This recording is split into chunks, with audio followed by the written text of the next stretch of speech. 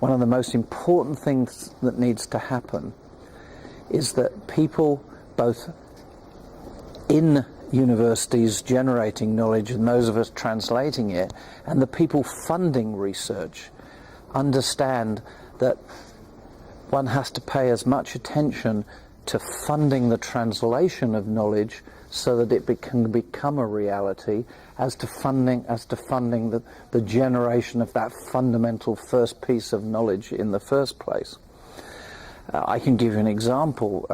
I think it's very important in the current economic crisis in the United States. Then a huge stimulus package was put together, $800 million, and very little, if any, of that went into the translational side of technology, of knowledge generation, whereas $10 billion went into, very importantly, went into more university research.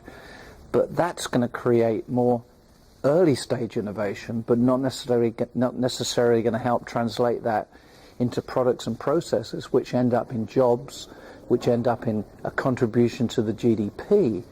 And the stimulus package is designed to improve the economic situation and, most importantly, to generate jobs for our people.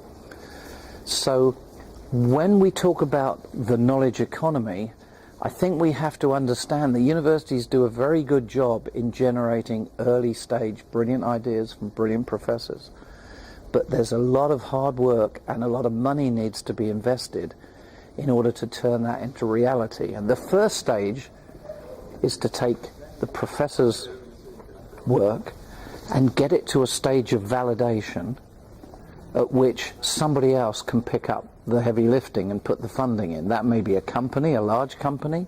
It may be a small company which still needs perhaps some grants from the government or from foundations outside.